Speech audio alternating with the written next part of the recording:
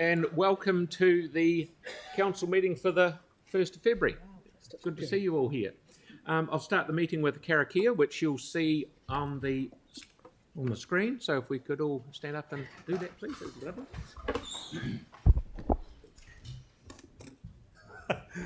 Whakataka te hau ki te uru, whakataka te hau ki te tonga, kia mā kina ki uta, kia mā taratara ki tai, he heki ana, he atakura, he tio, he huka, he hauhu, tihei, maurio. That was a lot easier now that we could see it. We couldn't see it last time, which was a bit... Before we get into this, I'd just like to start today's meeting. I'd like to take the opportunity to welcome some very special guests who are here with us from our sister city of Seattle. This is the first time we have received a delegation from Seattle since 2012, and the first time we've received a sister city since COVID. And the other first time is that I, as Mayor, have this honour of receiving it, of welcoming you, so that's great. So Councilmember Nelson, Delegation Leader Richard Collin, and all of the delegation members, it is an absolute pleasure and privilege to have you in our city this week in celebration of the 40th anniversary of our relationship as a sister city. I trust that you will enjoy your time here, and I'd have to say the weather is always like this, so lap it up. As you know, and I know all our team are looking forward to spending some time with you. I'm really excited about the potential that lies ahead in the relationship between our cities and the opportunity for perhaps a return visit to Seattle in the future. Finally, I would especially like to thank Richard Collin and the Seattle Sister City Association, as well as our own Christchurch Seattle Sister City Committee for all the work that has been done to promote goodwill and people-to-people exchange between our cities. Without your involvement, the relationship quite simply would not be as good as it is today. And we as a council remain fully committed to working with you going forward. Councilmember Nelson, I would now like to invite you to say a few words. Thank you.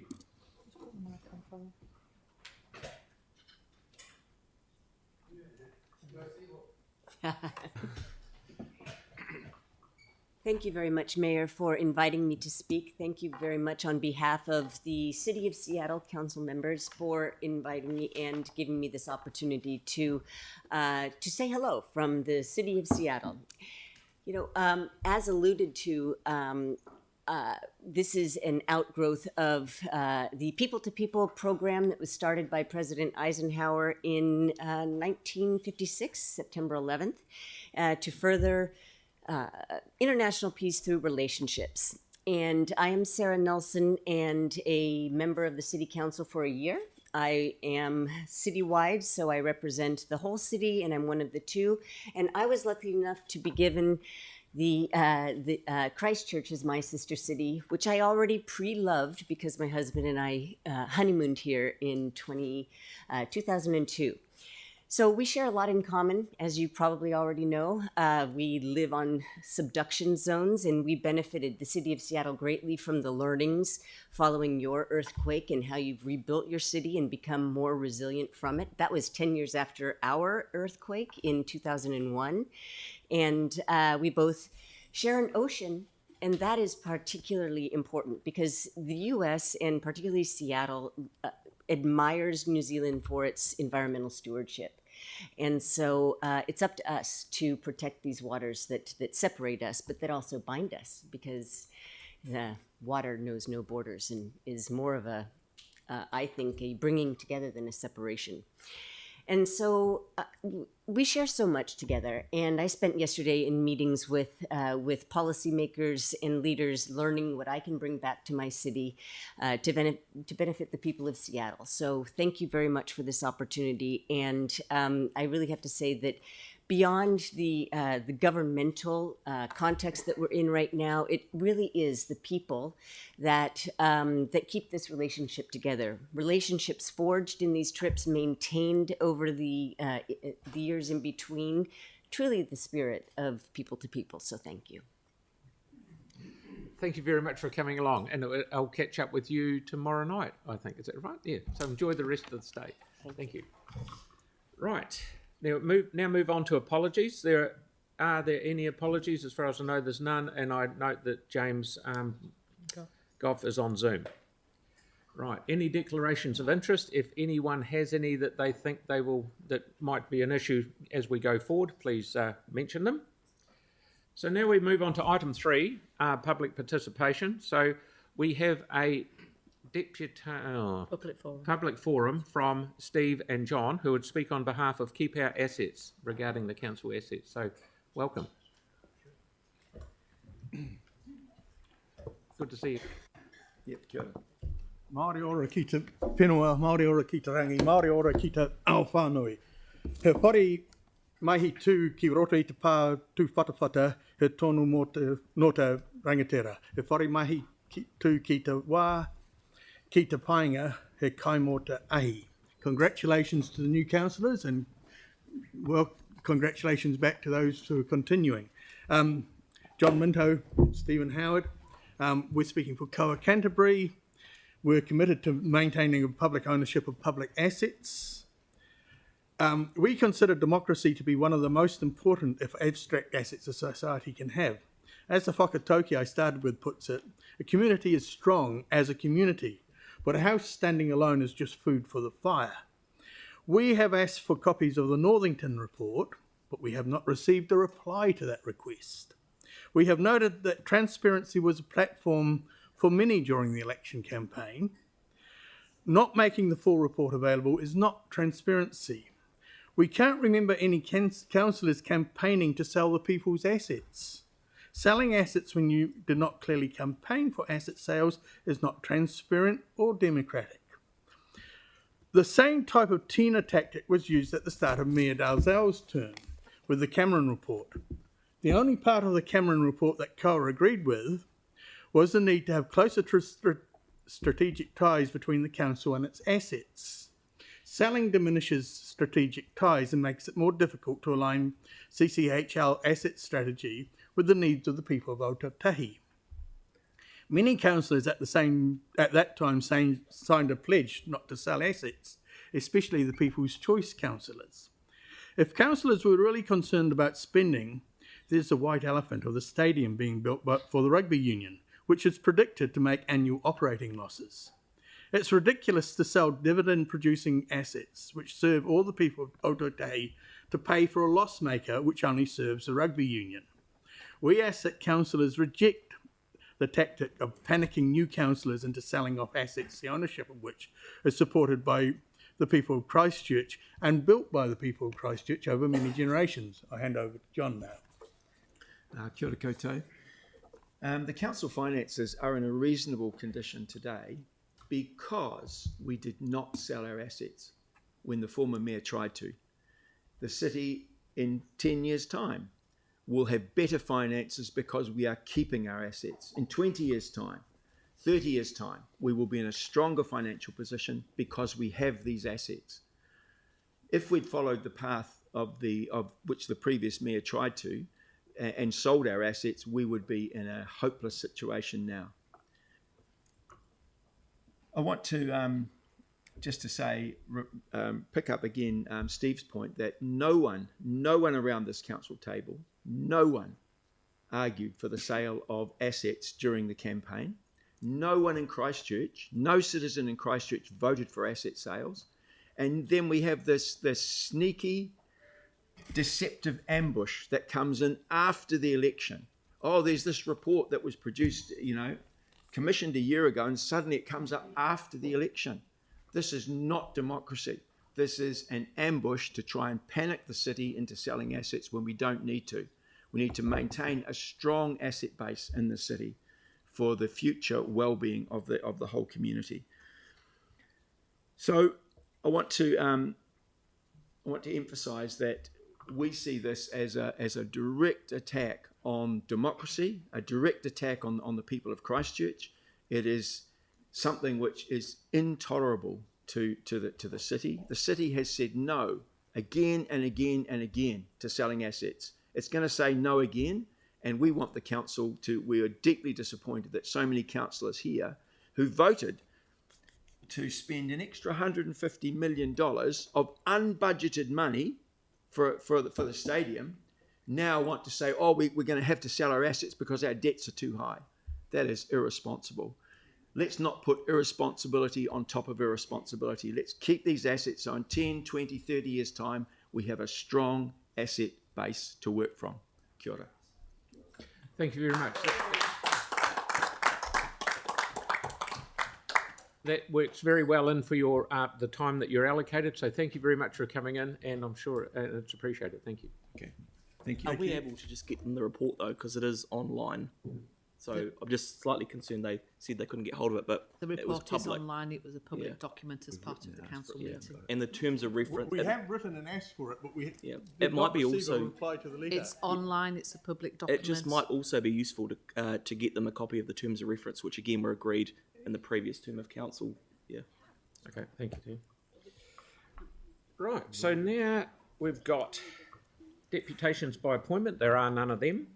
And we've got Mark Churnside, who's going to present a petition. So welcome, Mark, and good to see you again. He doesn't speak. He just gives it, doesn't he? He just gives it. Doesn't he? He doesn't speak.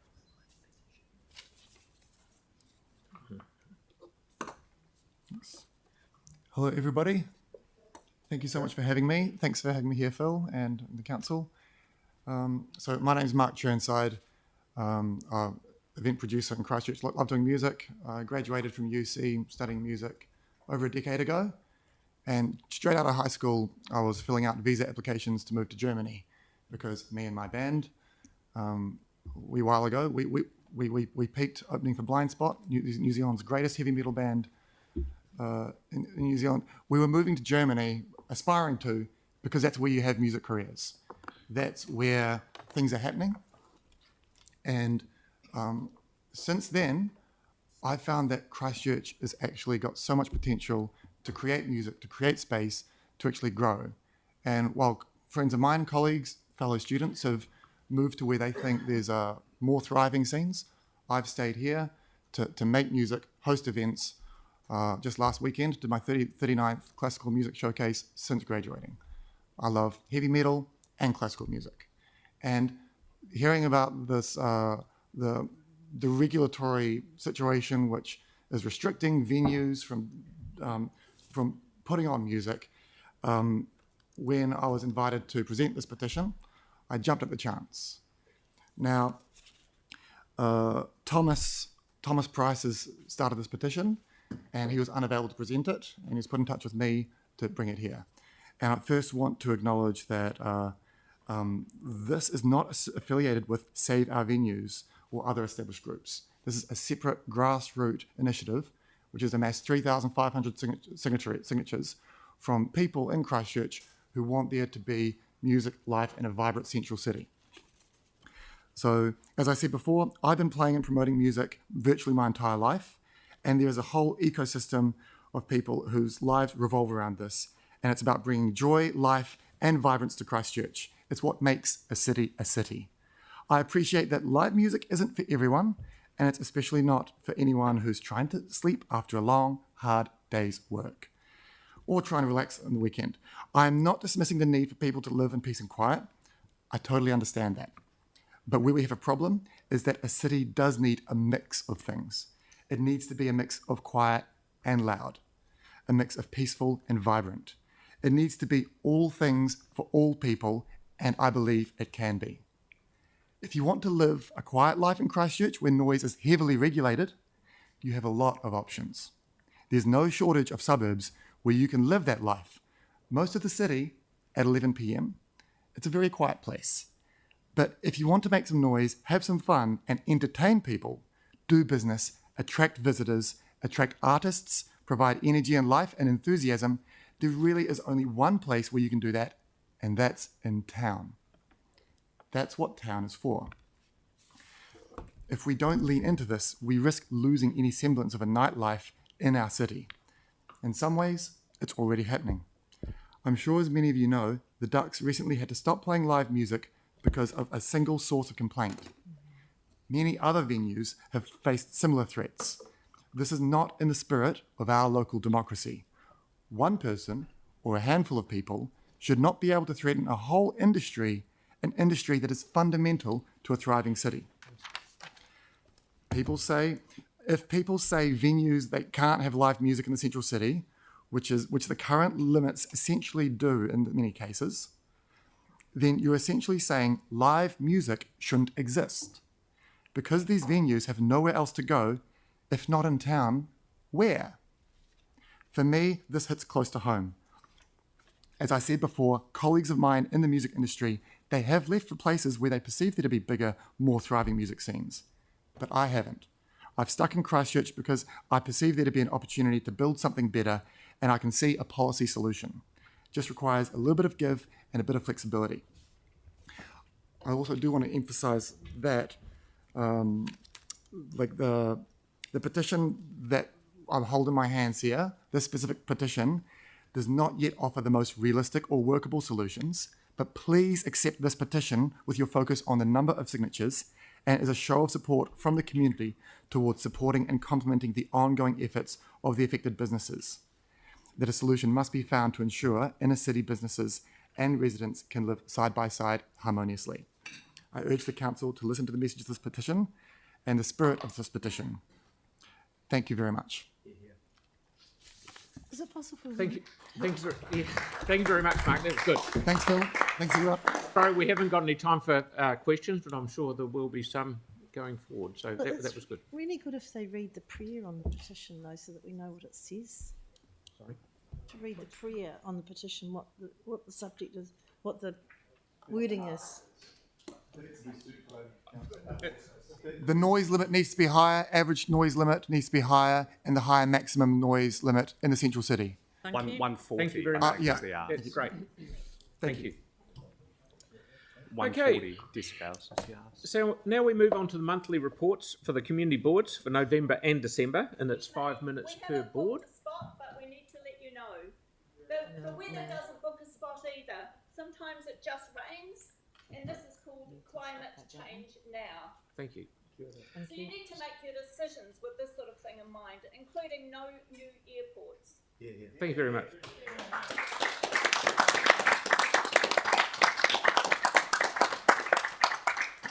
Thank you. So I ask Ruben to come up and the first one to come up and tell us about the Banks Peninsula Community Board and what they've been up to. Thank you.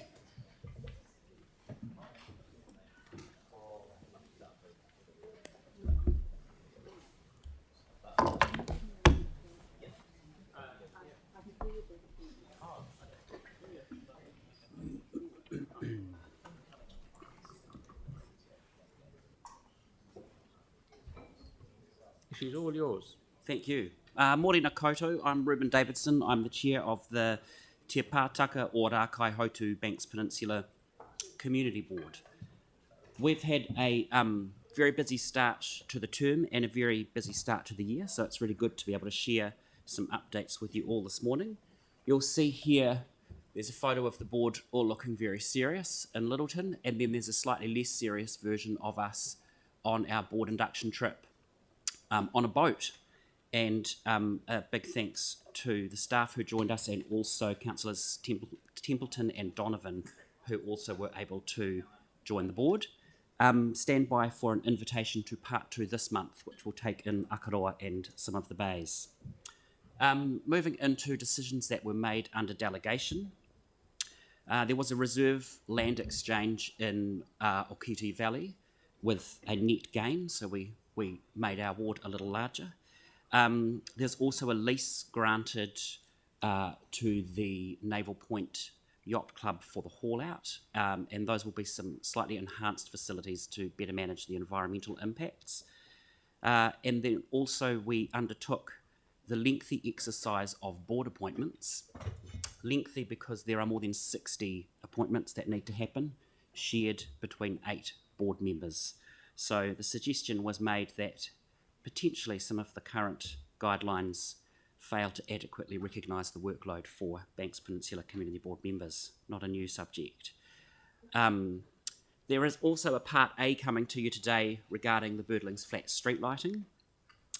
This is a really big issue for the very engaged community of Birdlings Flat. The consultation from council has been exemplary. It's involved surveys and trials over a number of years, so there's a lot of work that's gone into that. There literally was only standing room in Little River meeting, at our Little River meeting for this, so the board did agree with the recommendation. Stepping into our community board plan, we are working to a really tight time frame, as are all boards. We're really lucky to have a great set of board members who are really connected with the diverse communities that they each represent across the peninsula. And our overarching principle and board commitment is meaningful engagement with Papatipu Runanga to ensure that Te Ao Māori values are at the core of all decision making for the board.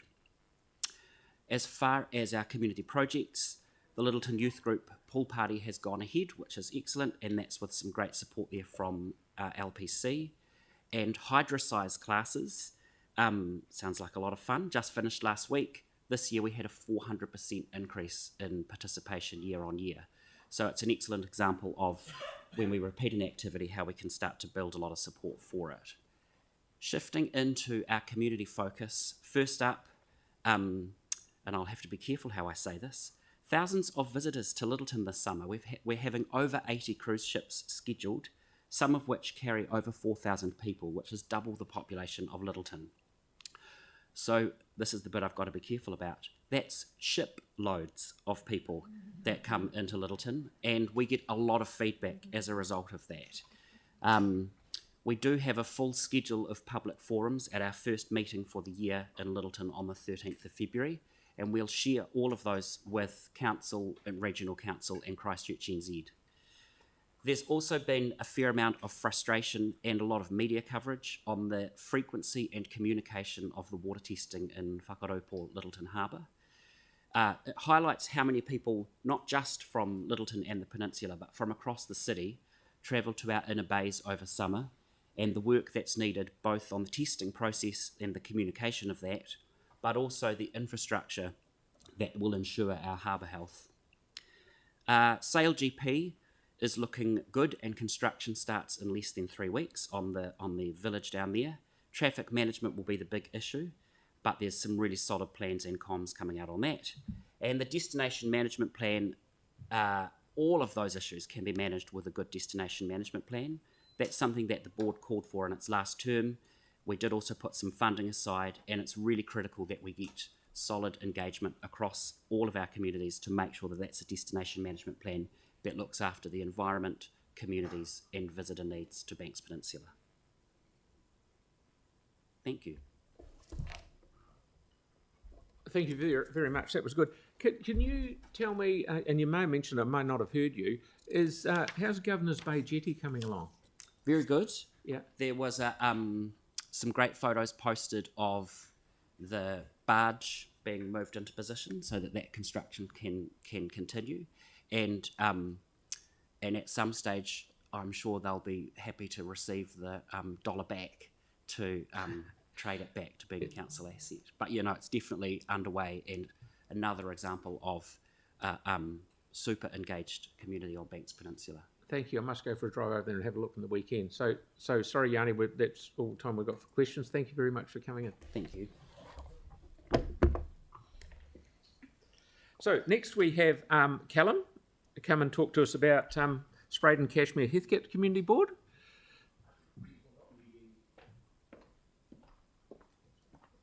Welcome.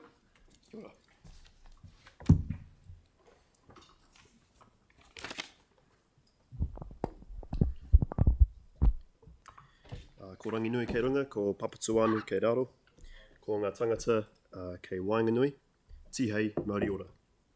Kamahio ki te rangatira, tēnā koe. Kamahio ki ngā māngai o ngā tangata, tēnā koutou. Kamahio ki ngā kaimahi hoki, tēnā rā koutou katoa.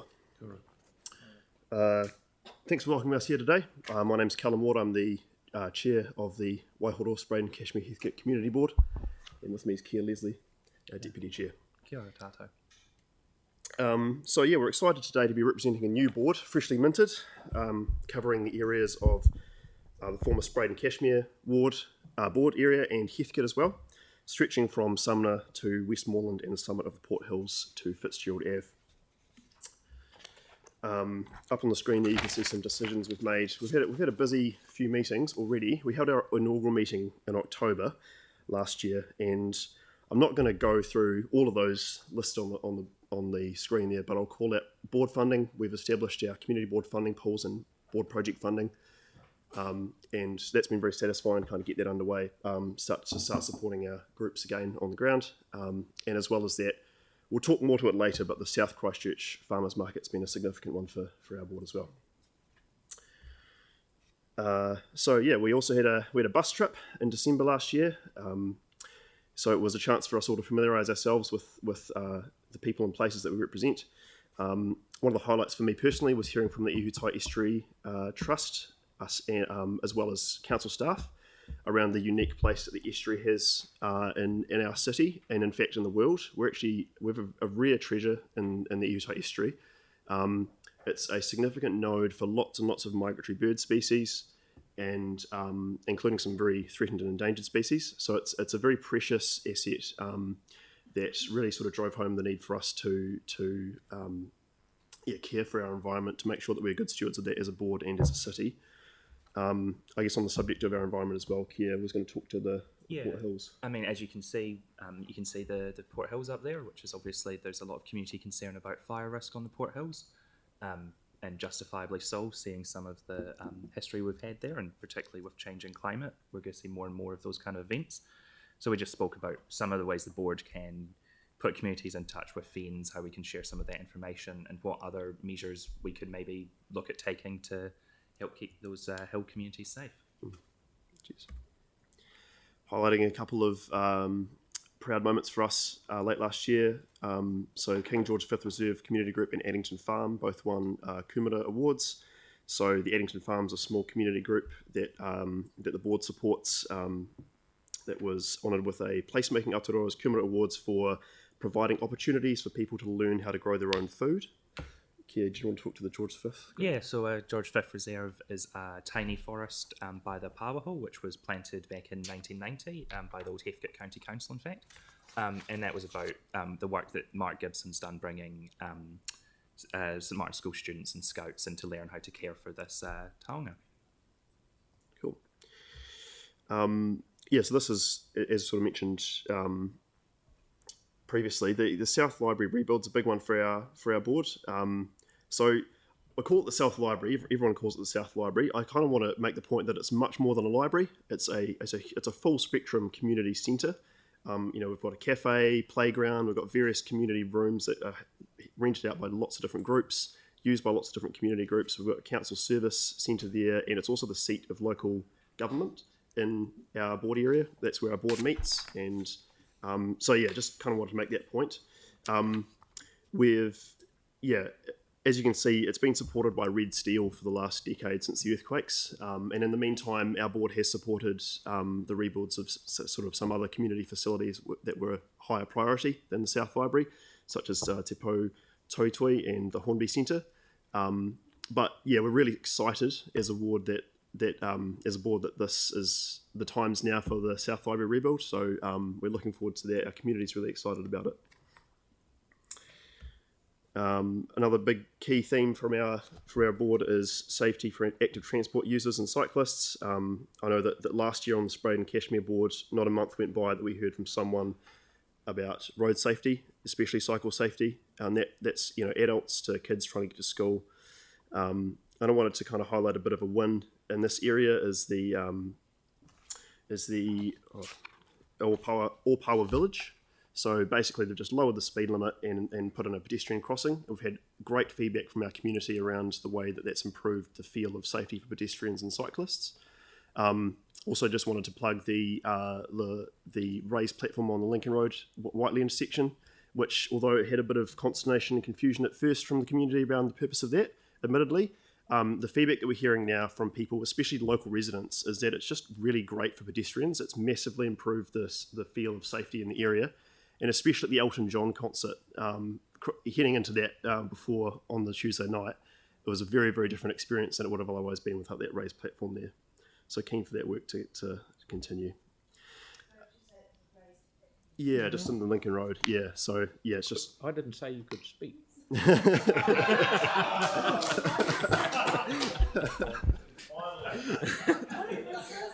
Who pressed your button? Yeah. Yes, that's correct. The Apawa one is a raised platform. It's not just a zebra crossing. Yeah. Yeah. Pedestrian crossing. Yeah. So, Kia, do you want to talk to the South Christchurch Farmers Yeah, Market? so one really positive thing is we've finally signed off the 10-year lease for the South Christchurch Farmers Market, which is a real South Christchurch institution, was formerly down the road in a different ward, so it's a bit of a coup to nab that one for Cashmere, I think. It's been really positive having it down there. It's activated Hunter Terrace in a way that otherwise it just wouldn't have been activated, and I think it's been a really positive process. I'd particularly like to acknowledge, obviously, the market operators who've been really persistent, but also the Beckenham Neighbourhood Association, Dave Kelly, and particularly Mike Fisher, who has been, as a member of the community, really passionate about kind of bringing that through the council process. And I'd also really like to acknowledge some of the property staff who I think it would be fair to say cut through some red tape and were able to get some stuff moving when things were maybe a wee bit jammed up in the council bureaucracy. So just to say that they had a real can-do attitude, and also to see council getting behind some, local enterprise. So looking forward, our community board plans are currently in development, and we're going to carry out consultation on it early this year. How's progress, Callum? How's time going with you? You nearly done? Yep, I'll finish here. Thanks. So yeah, I won't enumerate those priorities there below, but you can see some of the ones we've mentioned already. Yeah. So keen for any questions. No And questions. you've run out of time. But thank you for bringing up the raised platform. That's really made my day. You're very welcome. Resident feedback. Bridget, your turn. You haven't got any raised platforms in your area, have you? Not yet, apparently. Goodness gracious. Far away. Good to see you. So tēnā koutou katoa. So kia ora everyone. So Bridget Williams here from the Waimarirau Whenua Māori Hiwa Community Board, and I have Jason, who is our deputy, who is joining me today to present, which is great. So for the first lot, we've been hit the ground running with decisions made under delegations. I won't go through them all, but they've ranged from approved road names, to parking restrictions, to stopping restrictions, and to also road safety improvements. And Jason, do you want to go through the others?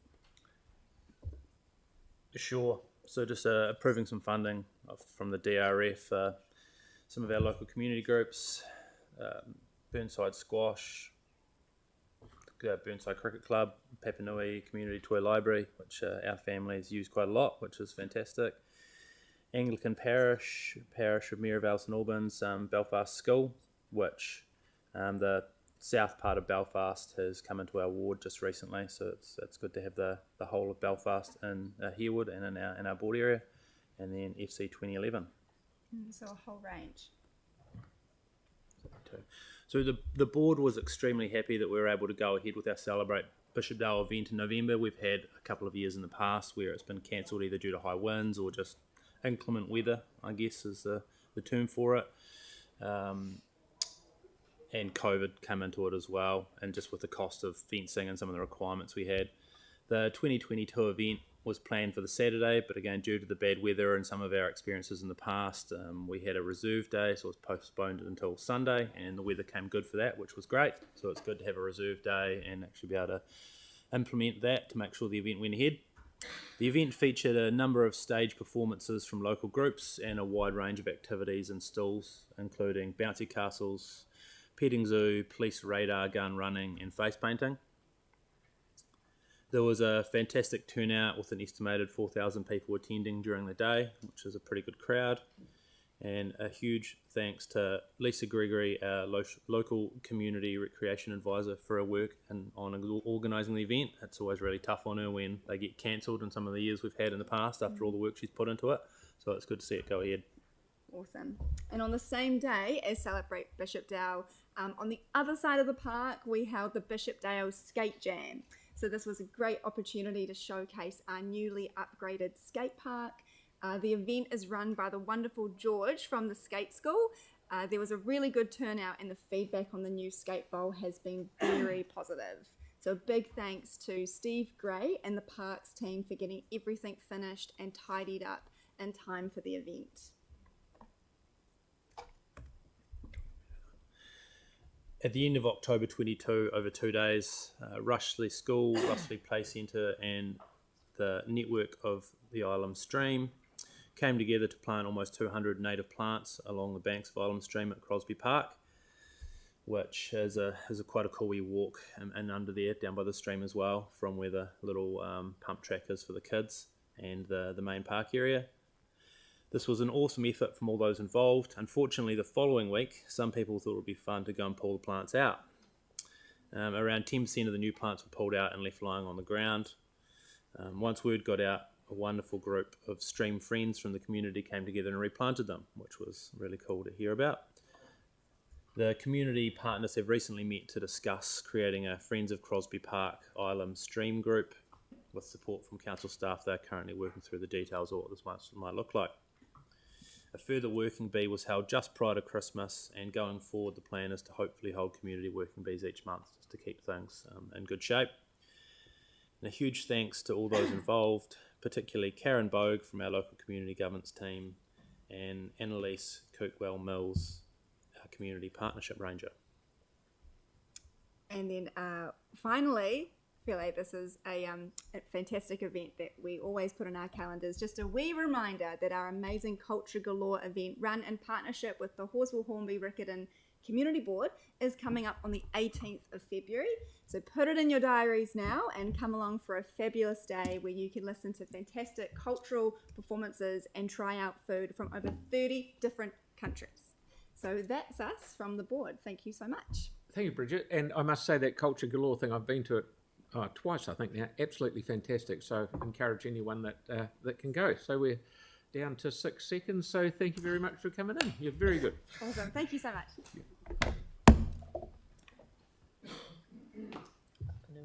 Okay. G'day, Emma. Good to see you back.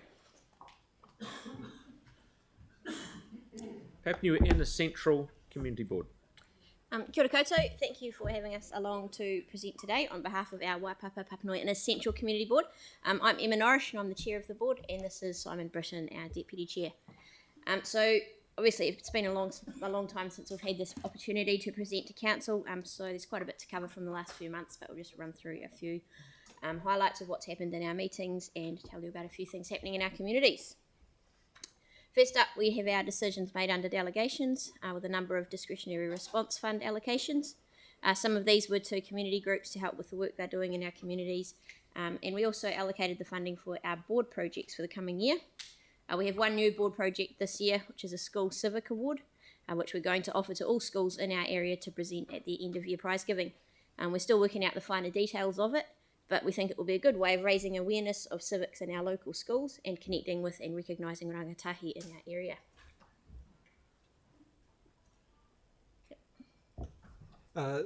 We've got no Part A reports. So we have a report on the cycle lanes at Briggs Marston Lake Terrace. I think is on your agenda today, and there's the other reports. The board there is or to the council as well. Let's come through to that one. So the Shirley Village project has been recognised for the amazing mahi they're doing in the Shirley area with the signing of the Community-Led Development Partnership Agreement with the Department of Internal Affairs. This is a 5-year agreement providing resources, support and funding to help continue making the community's vision a reality, and they're one of only a handful of organisations throughout the company who have got that funding, so that's fantastic.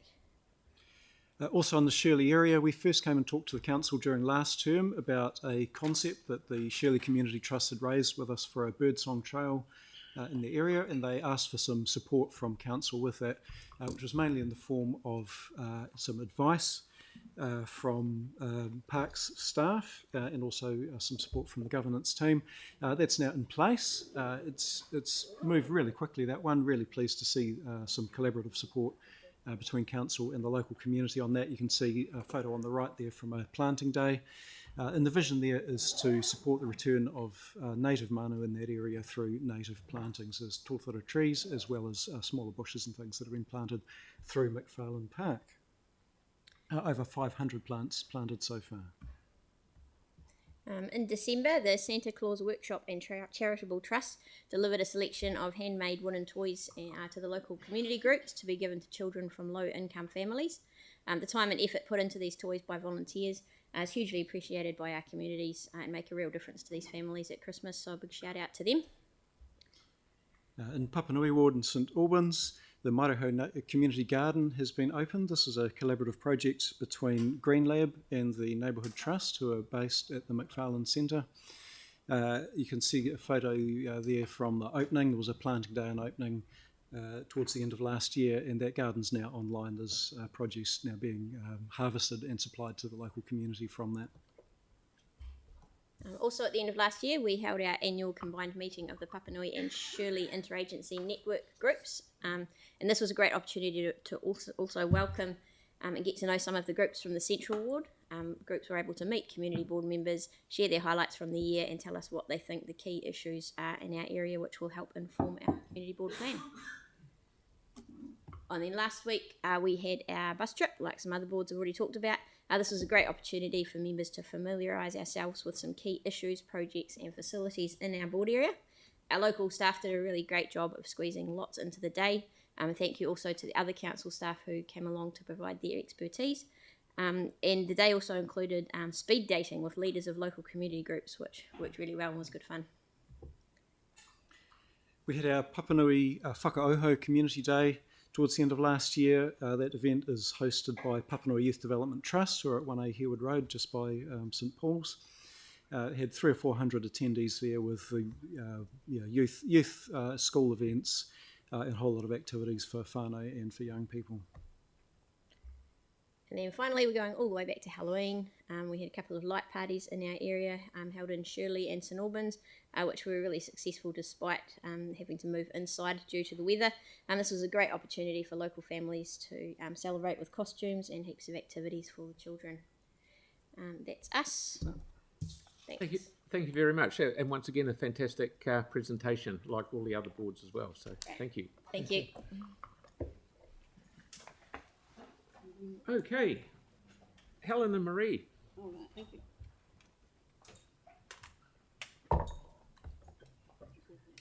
Horswell Hornby Riccarton Community Board. Sorry, I'm just trying to hobble up.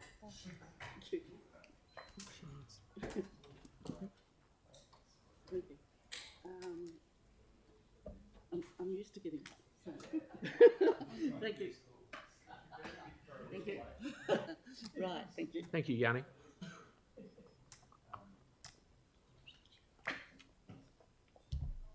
Thank you. Thank you, everybody. Welcome.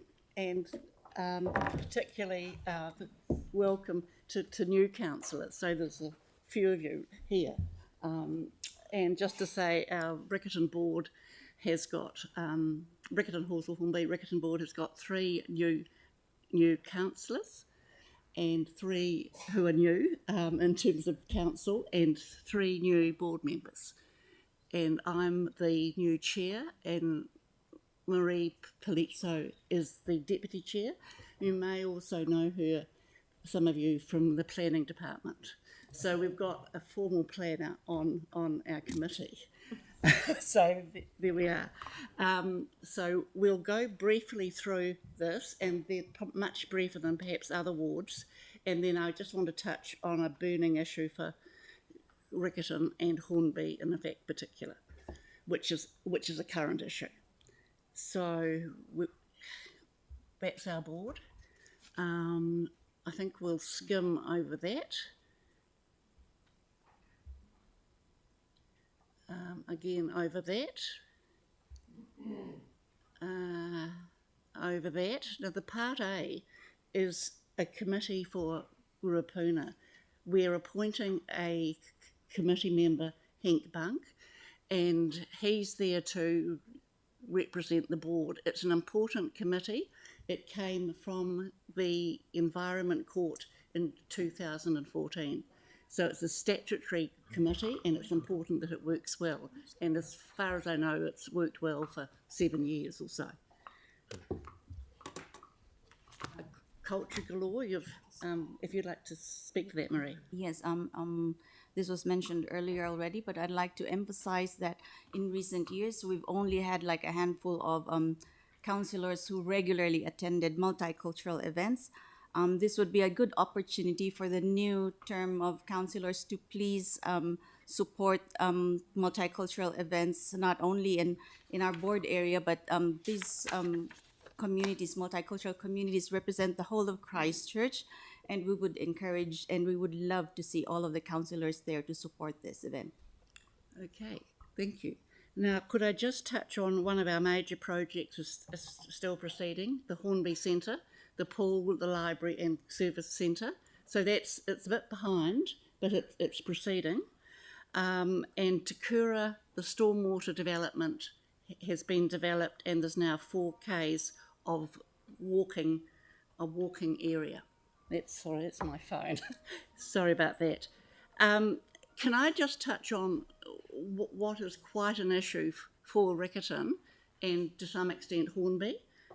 In the intensification program, Plan Change 14, we've got 5 residents groups in Riccarton opposed, but the thing that's different for Riccarton compared to other wards is that there's 2 large shopping centres or 2 large commercial centres, and it's got to be 6 stories round a commercial centre as dictated by government in 2020.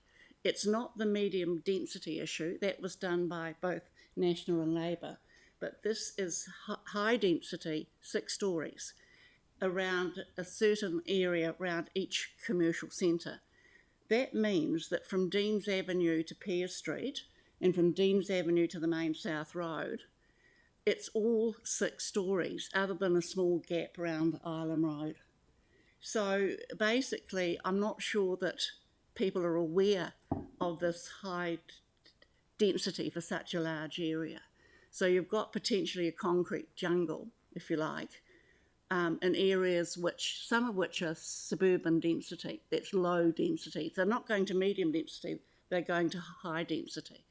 Now, I'm aware that you're making a call on this in March, so that's why I've brought this up. It will be tabled in writing to staff, and I don't know how you actually solve it other than to say we shouldn't be having as much high density around commercial centres, particularly if you have 2 centres.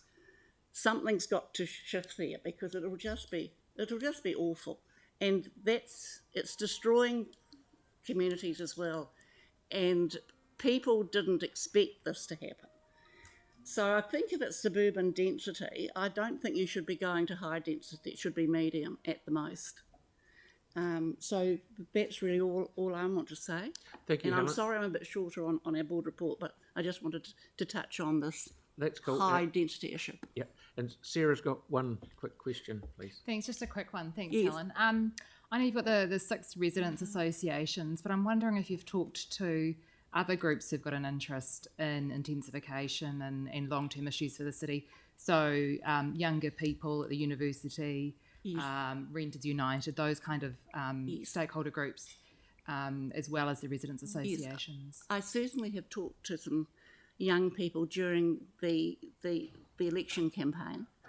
But the board, if the board is listening to stakeholder groups on the future of the no. city, that you haven't talked to young people? Yeah, the board hasn't. But the comment I will make, because I did ring the staff, government keeps saying we want affordable housing. I've said to staff, is there any evidence that this will create affordable housing? And the answer, there's no evidence. Doesn't mean there's not evidence somewhere at university or somewhere else, but the staff didn't have any evidence that this high density will create affordable housing.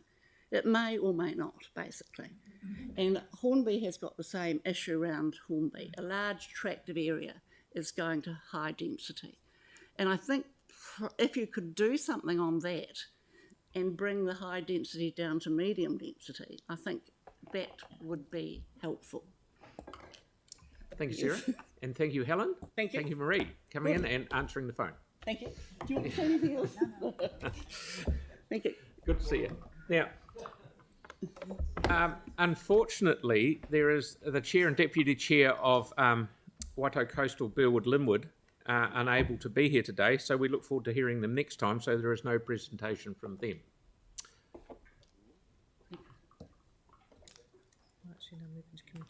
Yeah. So we will move on to the Community Board Part A's, which is item 6. Birdlings. Oh, we'll do the minutes. We've got to do the. Speak up. Yeah, sorry, yes. I need a mover and seconder. Thank you, Sarah. Thank you, Mark. All those in favour? All those in favour? Thank you. Against? Carried. So now we move on to Community Board Part A reports. Item 6, Birdlings Flat Street Lighting.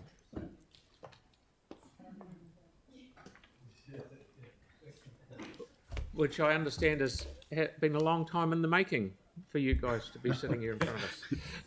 And I'll just quote the Community Board Chair, exemplary consultation. Thank you.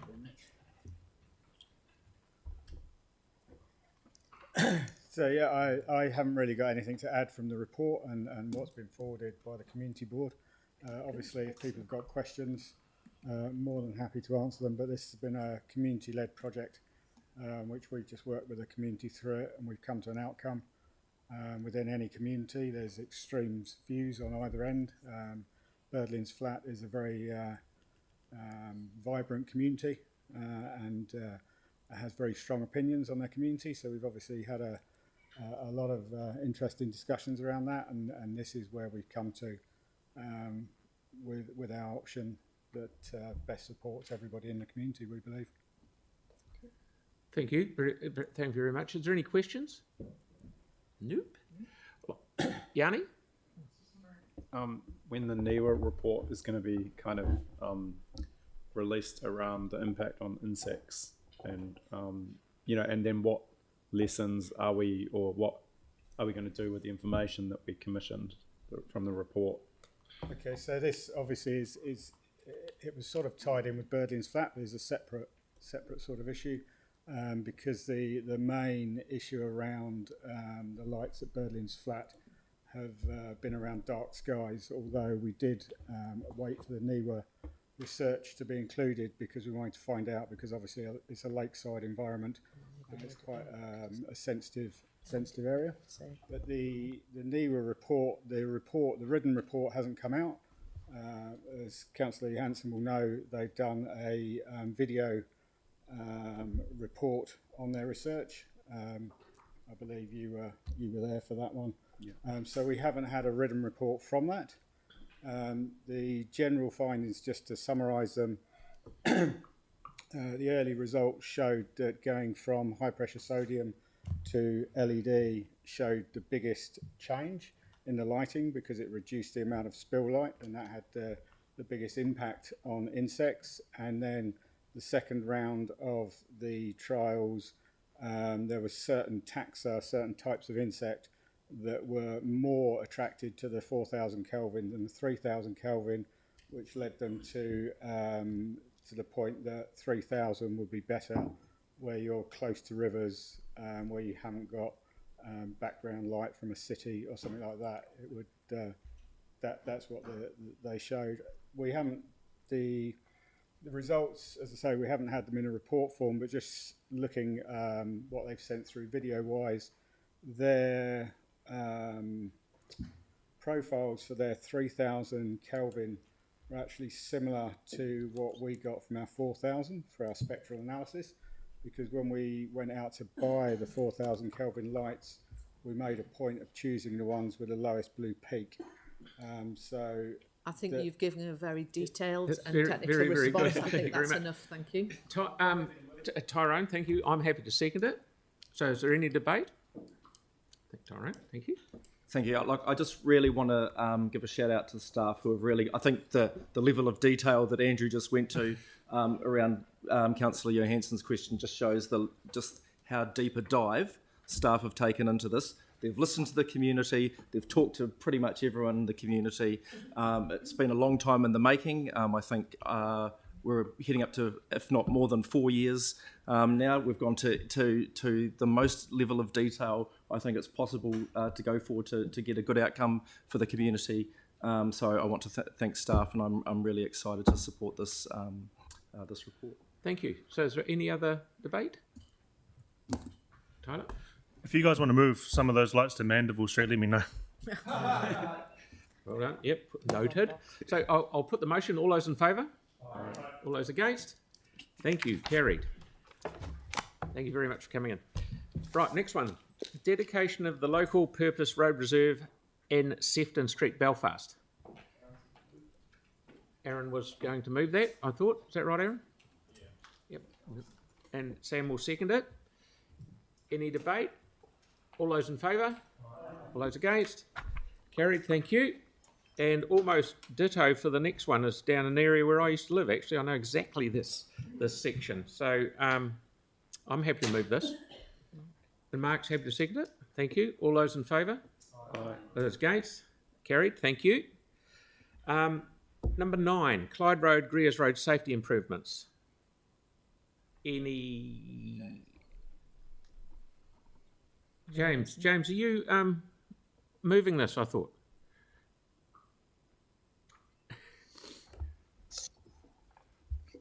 Can't hear me.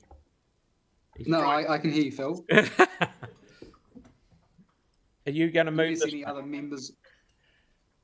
Any other members of the board would like to. I'm not particularly enamoured with it. Okay. Thank you, Sarah. Sarah is moving. And Melanie is seconding. Thank you. Any debate? I'll put the motion. All those in favour? All those against? Thank you. Carried. Oh, James against. Thank you. You want that noted, James? Oh, it doesn't make too much of a difference, but it's been pretty well traversed in the past. Okay, thank you, mate. So, now we're up to item number 10. Favourite of mine. The Briggs Road, Marshlands Road, Lake Terrace Road safety improvements. Now, staff come to the table, please. Thank you very much. See if there's any questions for staff. Is there any questions of staff? Right, we've got Mark and then Tim. Thank you. Yanni. And Miani. This includes the ramps into the intersection, I gather, is it? Yes. It does, yeah. Yep. Are these going to be constructed along the lines of Lincoln Road or Richmond Ave in the way of steepness? Mark, have you got your microphone on? Yeah, microphone's on. Lincoln Road. Lincoln Road, so the good steep ones, good to hear. No point in going back to another Richmond Ave mistake. You done? Okay. Tim? Thank you. Lincoln Road's fantastic, by the way. The locals love it. So what is your feeling with regards to the local feedback with regards to what you're proposing here? Because there'll be a lot of feedback and a lot of comment from people that don't live in the area. But as we found with Lincoln Road, the local community find it so much safer. How is the feedback you've had directly? So for consultation, it probably was one of the criticisms. We did only receive 4 pieces of feedback, but we've learnt lessons from that consultation to engage further in future with these types of treatments. It will be like Lincoln, Barrington, Whiteley, which a lot of people have travelled through. So it will just be making sure we get the message out that it is coming, that these are the reasons why we're doing it, and that if there are any concerns, that people can contact council once it's been implemented. Thank you. Cheers. Yanni, then Tim, then sorry, Kelly. Thank you. am deeply concerned at the small number of people that have made submissions. 3 submissions, and one group submission. At what point do we as a council recognise that maybe we haven't heard from enough people and look to do more engagement to get more of a community view? I think that's something we will have to take up with our engagement team.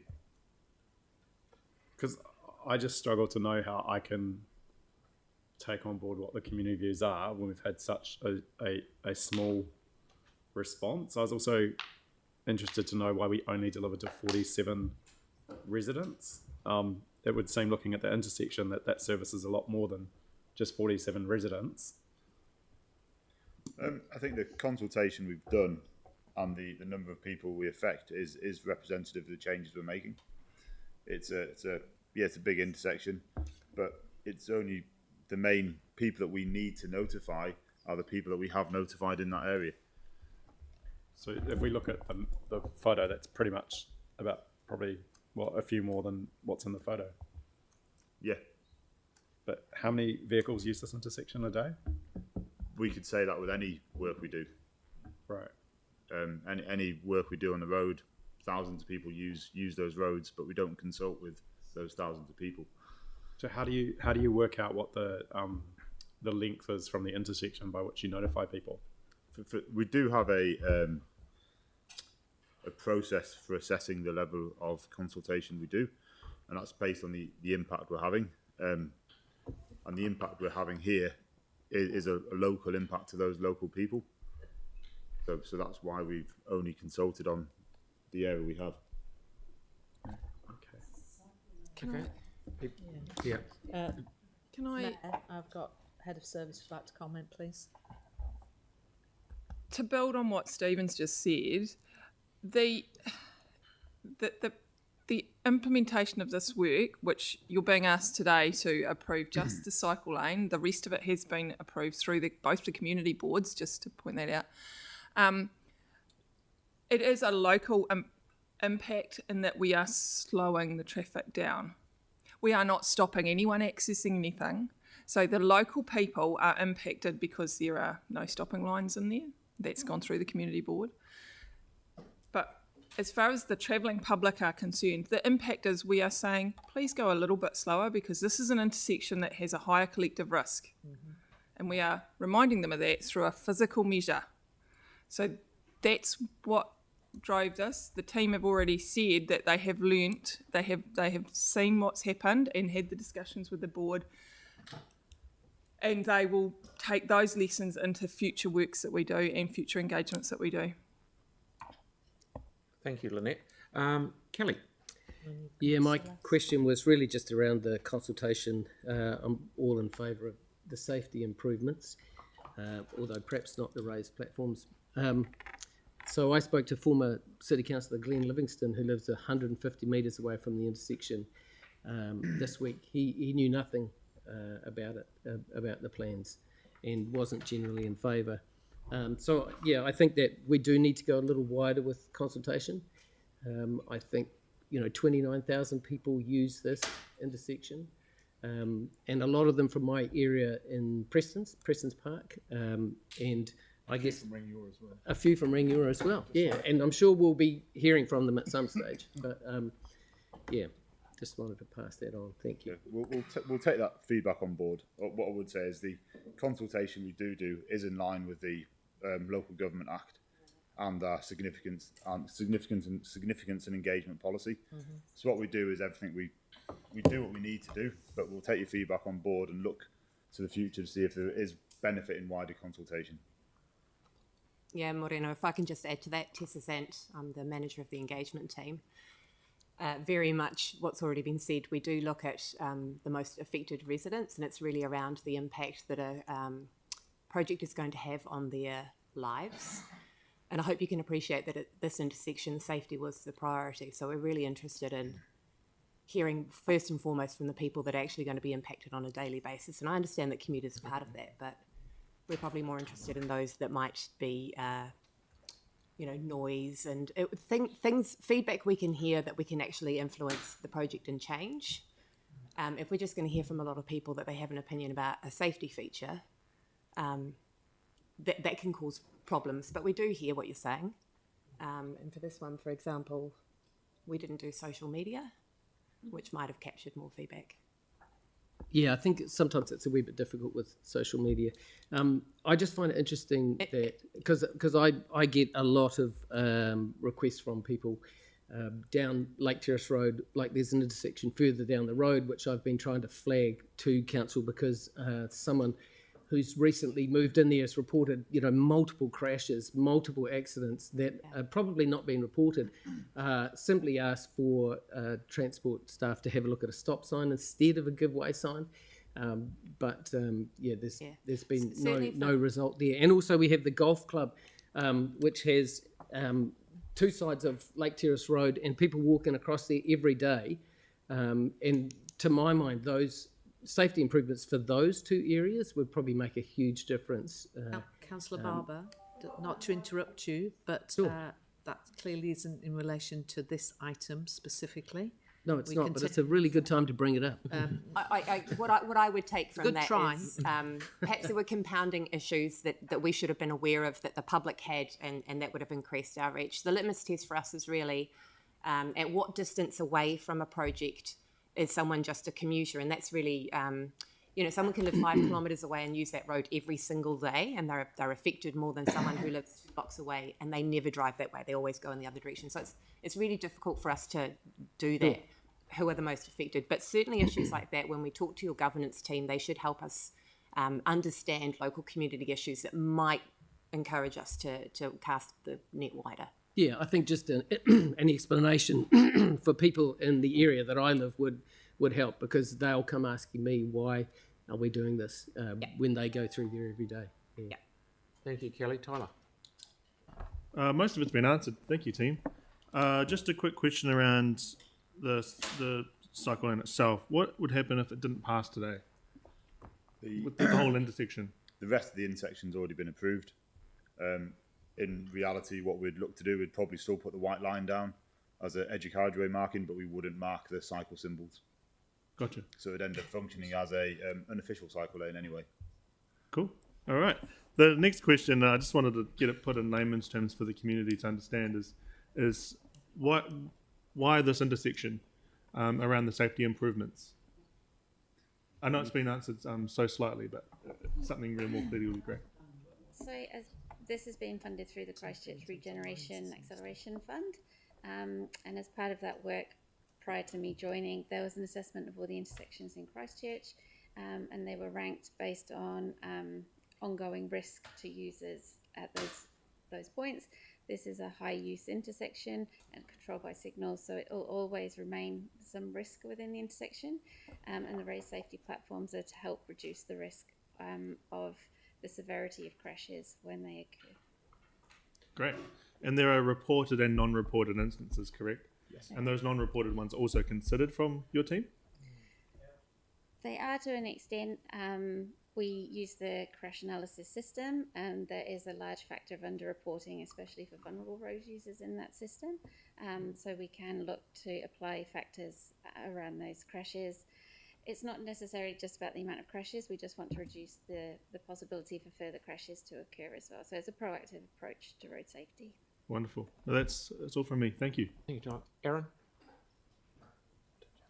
Yeah, so just happy with the cycleway part. That all makes sense. But getting back to Yanni's point around the sample size of the people using it, changing a major intersection down to a 20 km/h intersection, I would consider to be a significant change to the network. So therefore, the public. So that's not. No, when you talk about significance in terms of engagement, it's quite prescribed.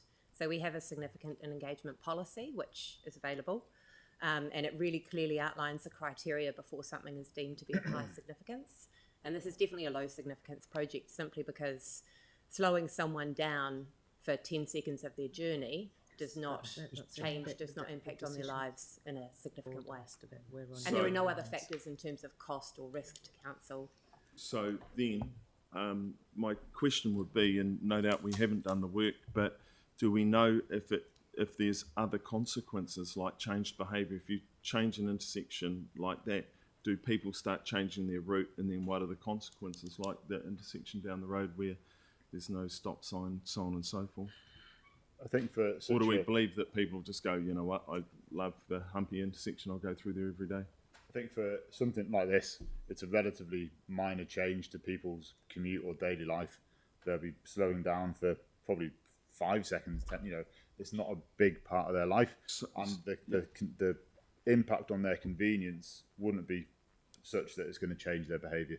Okay, and I totally understand and respect that that is your view and the view of the traffic team, and a couple of councillors have already put a flag in the sand to say that they've had overwhelming positive feedback about Lincoln Road. But that's not the feedback that, and the community board said it as well. But so that would say to me, we've gone out and asked the public what they think of Lincoln Road, and we now know, and the results were, because I heard that on Talkback 4 times and not positive. And I know they are only people, but they are people. Members, I just would like to draw our attention to the fact of what it is we're trying to get approval or not for. Well, I'm happy to move it, Mr. Mayor. Madam CE, before I'm shut down, I'm just not sure that we have a mandate to make changes like this in our network, because we haven't gone out and asked the public if they think all intersections, because you could call every single intersection dangerous, should have a platform. That's I don't not think the public that's has not given the us that decision mandate. you're being asked to make. I know it's that not, decision and has been that's made why I by think the this community report's board. at fault. You'll see it. Sorry, what was that, sir? I mean, even if you take the sample size of 47 and we only heard back from 3, normally what happens in consultation is we tend not to hear from people who have no issue with what's being proposed. We hear from the very, very passionate against and those who are advocating for. So if I went and door knocked the 47, they would all be aware that they're getting a platform? So that they all had information put through their post box. Okay. Okay, thank you, Aaron. Celeste? I mean, I just wanted to thank staff for the work on this. It's a fairly straightforward decision today. We've obviously already signed off on the other elements at the community board, so I'm comfortable with where we're at. As you've identified, this has come from a recognition that this is a high-risk intersection, and we're looking to make a fairly minor improvement to improve security, safety for vulnerable people. So thank you for your time. And the question is? That was just feedback to say thank you for your Okay. Sarah? Thanks. I see that the consultation was open in September, and were the community board aware that the consultation was happening? The community boards at the time, I know boards had changed slightly, and it was up on the council website. Yes, correct. Are you aware of any proactive work that the community board did to raise awareness of it? Not to my knowledge. Okay, thanks. Andrew? You mentioned that you didn't utilise social media. Is that intentional? Because it was intentional. Yes, yeah. It was intentional. We tend to, when it comes to safety features, so where we're putting in things that are purely to improve the safety of vulnerable road users, casting the net citywide and attracting feedback from people who have a certain view but maybe have no real need to provide feedback. It's about trying to limit that. However, I think that we've heard from the room that in terms of those people who commute through an intersection and might live very far away, even outside of our district, that's something that they would still like to hear. And of course, when we present our consultation feedback and our analysis to the deciding body, we can let them know where people lived, and they can make their own judgment call about whether they regard that feedback to be, the priority that they give it. So that's something that we will do going forward. But would you also would you also intentionally not share in localised Facebook groups, for example, around that intersection? Was that an intentional decision? We could do. There aren't. Yes. Yeah. Okay. And I know that Facebook can be used very, very well in that regard.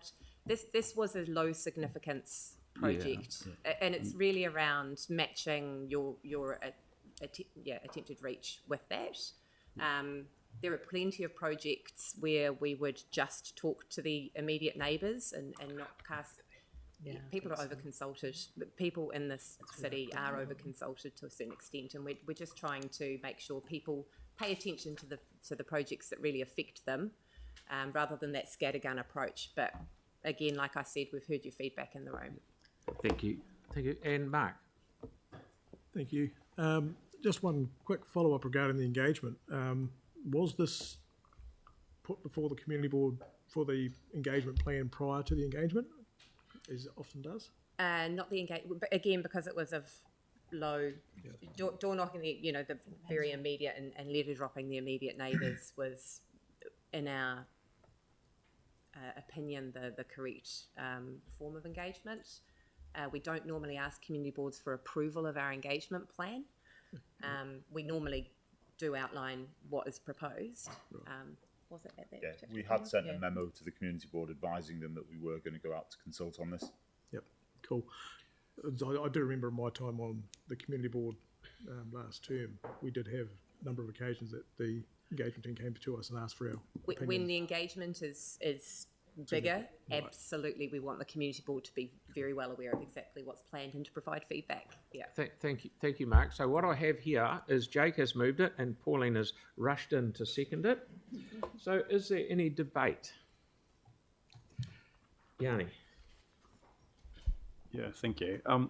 I just hope councillors will reflect on what our resident survey is telling us around people's ability to participate, be informed and understand how we make decisions. We have had overwhelmingly negative feedback and high dissatisfaction with how we do things as a council, and that's judged by our resident survey trending in what has been a very frightening direction. So I can't understand how a significant intersection with a significant visible change to it would only get 47 households directly contacted and have such a low level of significance. In my view, we haven't assessed this significance of this sufficiently, and even if we had to have only 3 submissions from people plus 1 from a citywide group, I just don't think is good enough. And it says to me that we need to spend more time engaging with people in this local community.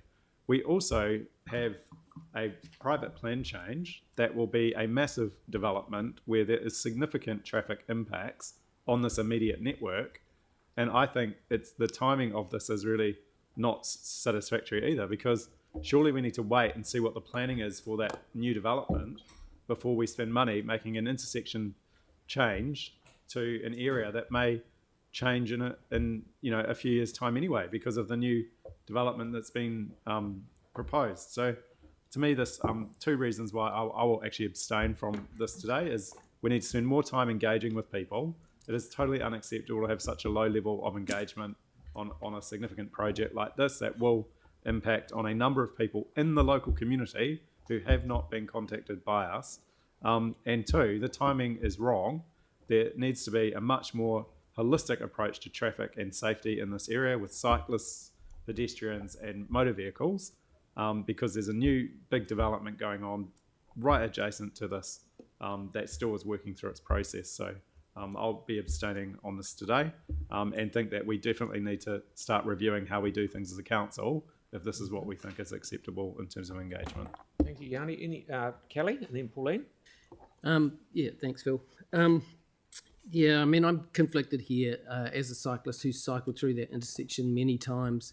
I applaud these safety improvements.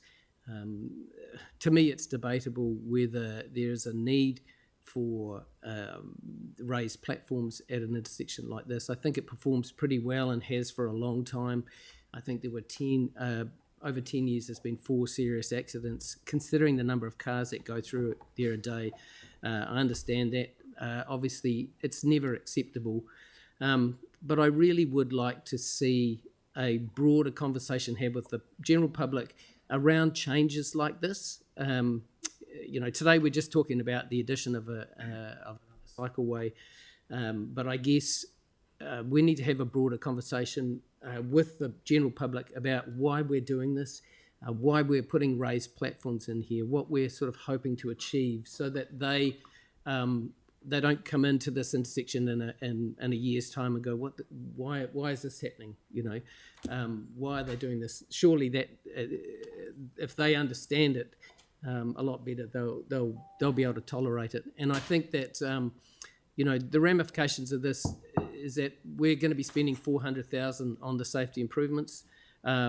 People want to know where their money's being spent and why, and it feels like this is the sort of thing that we do for good reasons that the public don't appreciate, and therefore become frustrated with when they see this type of change. If they understand it, it's really good. I mean, I've talked to a few people about this, friends, former councillor James Daniels, who loved the idea, you know, former councillor Glenn Livingston, who didn't.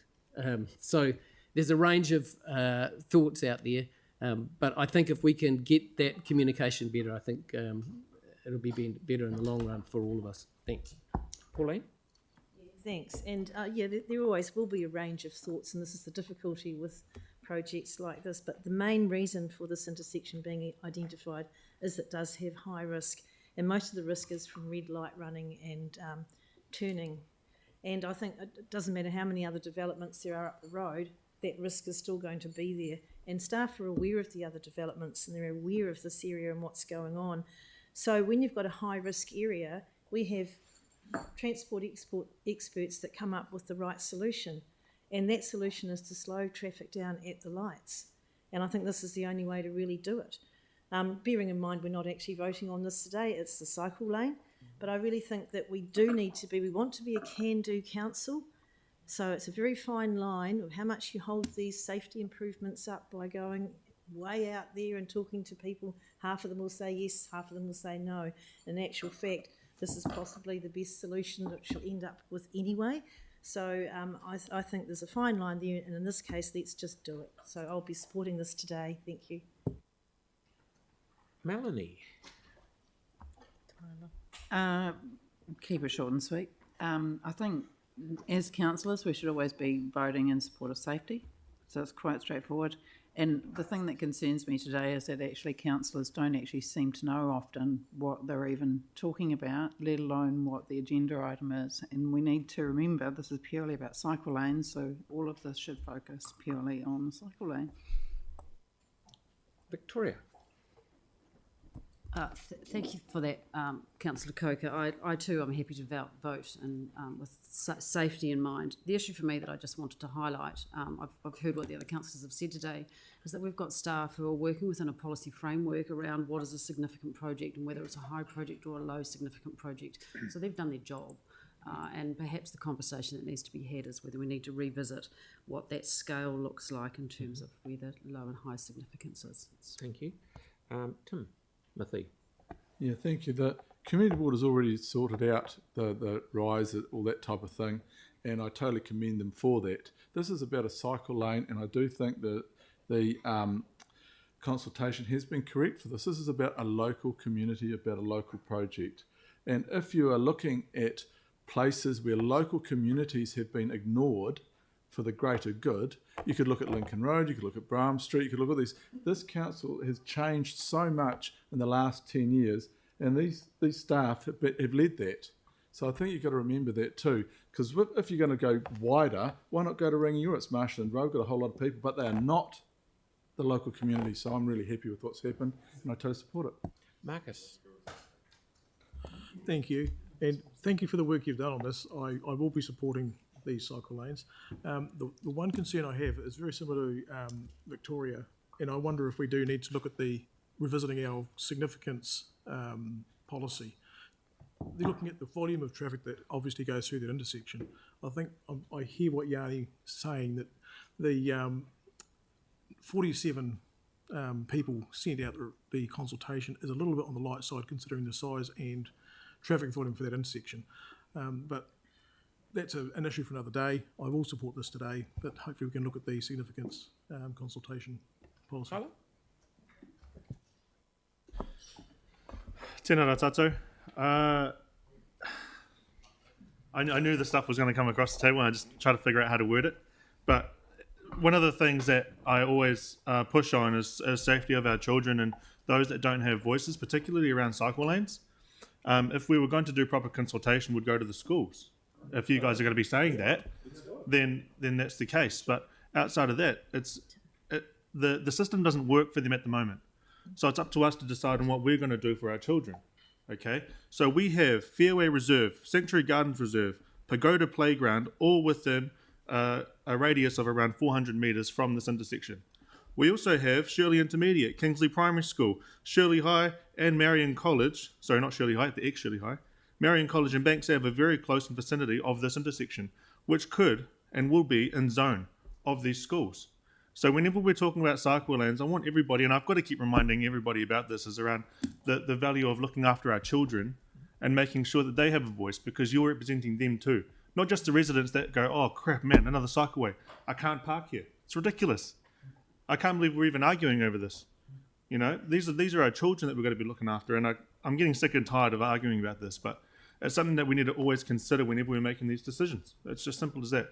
Now, in regards to the consultation methods, yes, Yanni, you've got a point. Yeah, we could go to schools.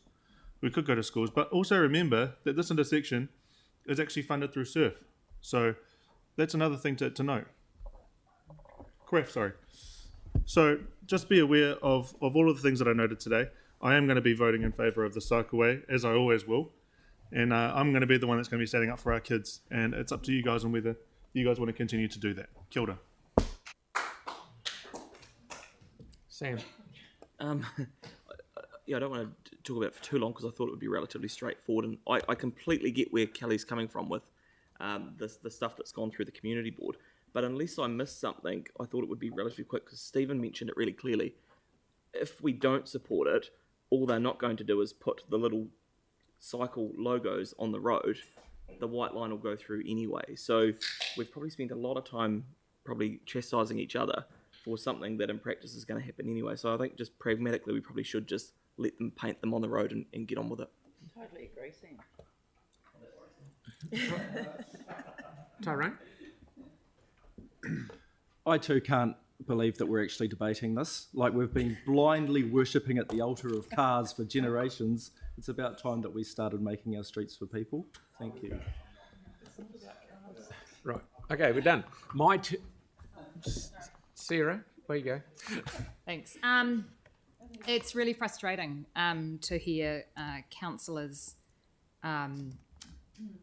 berate the organisation over lack of consultation and be really distraught at the lack of consultation when several years ago a proposal came to ask the community how they would like to be consulted with. It was going to be a representative group, it was going to have children, migrant communities, all of those things involved. We were going to ask them, how should we engage with our communities? It was going to be $10,000. It was within budgets already, and councillors voted that down, including the member who just berated staff again about the lack of consultation and engagement.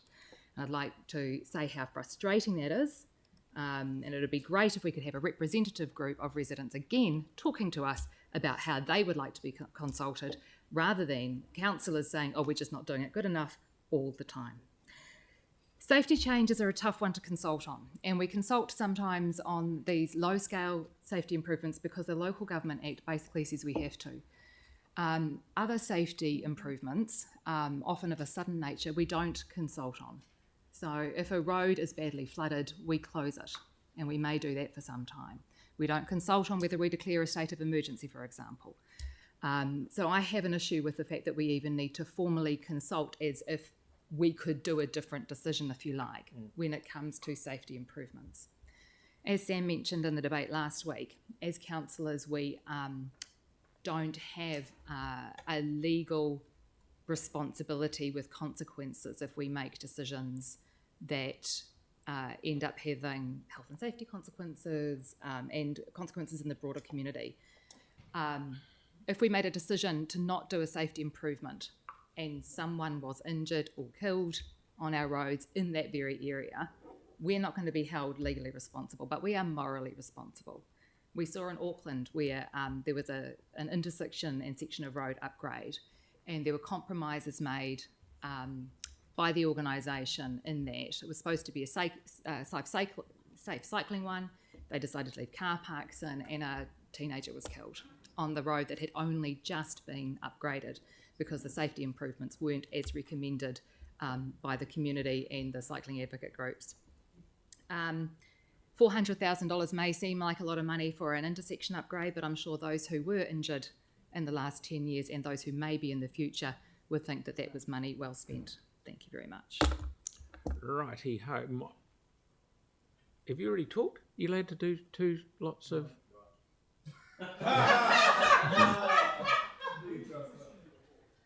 He hasn't entered into the debate, has he? I'm debate. Yeah, I'm debate. Yeah, we were in, no, I know we're in debate, yeah. Right. So it's me. Right. As we are only voting on a painted cycle lane, I will be supporting this because of its significance as it's only paint. But we're only voting on the painted cycleway, and I have to say I'm happy with the redesign of the whole intersection, except for the proposal that we put the raised intersection in, as we did in Lincoln Road. It's attracted a lot of negative press for us. And I know you've done the consultation the way it's supposed to be done, and maybe we've got to look at the way we do that, I don't know. But the thing that worries me is, we talk about it being a high-use intersection. Before you know where we are, we'll have every intersection in town will be called high-use, and we'll be spending maybe $400,000 because there might not be so many cycle lanes and stuff going on it, but we'll be spending a lot of money on a lot of intersections putting raised asphalt in because it doesn't come cheap. So I'll be supporting this day because it is only the painted cycleway, and let's go on. And I'd like to put the motion after Aaron's had a say. Thank you, Mr. Mayor. So I will raise a couple of points, and I will support my colleague over here, Councillor Johansson, because a fellow councillor did have a swipe at him over some of the points that he had raised, but I will point out that when it comes to safety improvements at intersections, when a mother of two children that wanted to walk her children to school in my ward come in and asked for us to put in a set of traffic lights, she did not support that, and hasn't for years until we added a cycleway to that intersection. So it's a bit rich to sit here and talk about safety improvements when they're not always supported because of political games at the table, and that's just how this table rolls. When it comes to the platform, and I've got no problem with the cycleway markings, and as we do improve all intersections across the city, I expect there to be cycleway markings put in. It makes perfect sense. I do think they help people.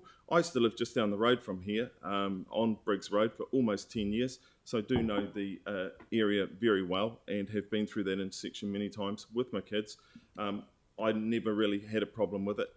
The accident rate doesn't seem that high. It's certainly not as high as the intersection where this council won't put traffic lights. So I do have issues with the safety improvements around the platform.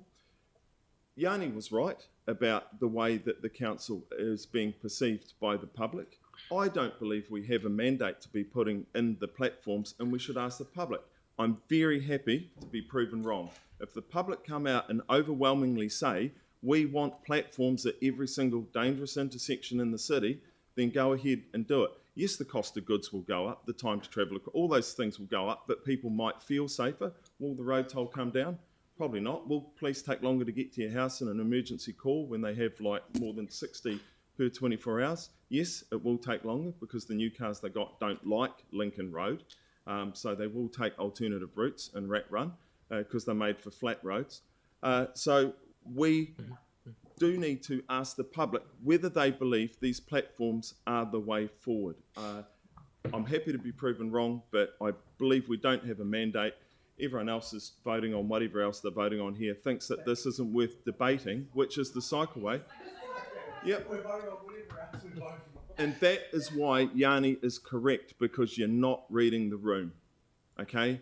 And no one here who sits at this table had an overwhelming majority to make decisions on behalf of anyone else. No one here got more than 50% of their community say, you should be my councillor. We're minority councillors making mostly decisions on our views. Some of us scraped in, some of us got in by a bit more, but none of us have more than 50% support of anyone in our community. Let's always keep that in mind. We don't have everyone's view, so let's go out and ask it. And 47 is not asking when 2/3 of them in this year said no. Thank you very much. 2/3 said no, but when 2/3 say no to something in this council, it normally goes through. Rightio. So we have a mover and a seconder. We do. And so I'll put the motion. All those in favour? Aye. Against? Abstain? Aaron and Yanni. So that is, and Andre's abstaining as well. So that is carried. Thank you very much. So we'll do item 11 and then we'll have 15 minutes for a cup of tea before we get further down the track. You're moving it. Mark's moving. Mark's moving it. Tyler is seconding it. Do we have any debate? All those in favour? Against? Thank you. Right, cup of tea.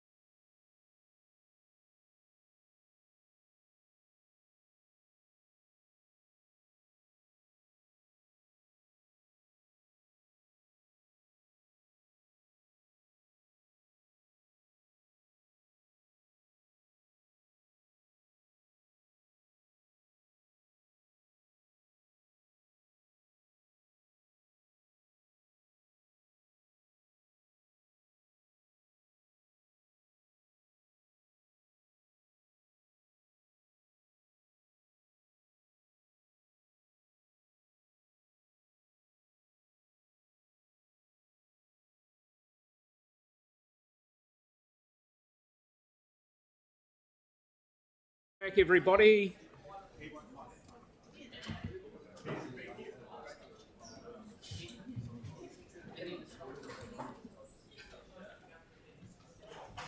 So here we are here with item number 12, the draft submission on the Natural and Built Environment Bill and Spatial Planning Bill. Blah, blah, blah.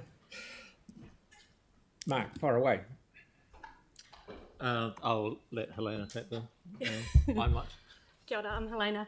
We thought we'd just give a quick overview of the submission points, very brief.